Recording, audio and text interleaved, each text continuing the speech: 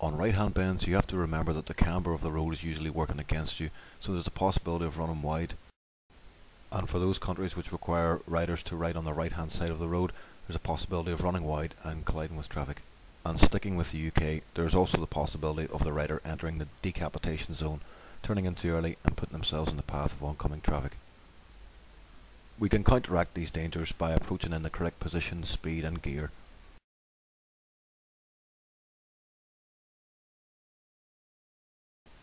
Quick diagram to illustrate. This rider on the left hand side of the road has a much better view into the bend, as opposed to this rider who has a poor view into the bend and is making life difficult for him or herself by reducing the radius of the turn. However, if there are near-side hazards, junctions, slippery road surface, pedestrians, you must sacrifice your position of view for safety.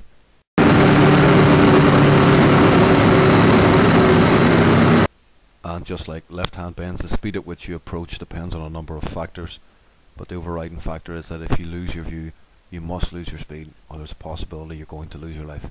And remember that motorcycles have a second brake, the engine brake, so approach in the correct gear, but don't approach in slippery road conditions or wet weather in too low a gear and accelerate hard because you risk high-siding your machine.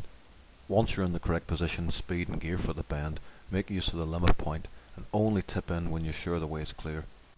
And remember to physically turn your head and look towards the farthest point in the bend. Where you look, the bike will follow.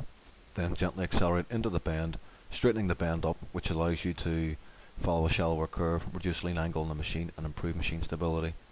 But bear in mind you must only tip in when you're sure you have your view, bearing in mind the decapitation zone.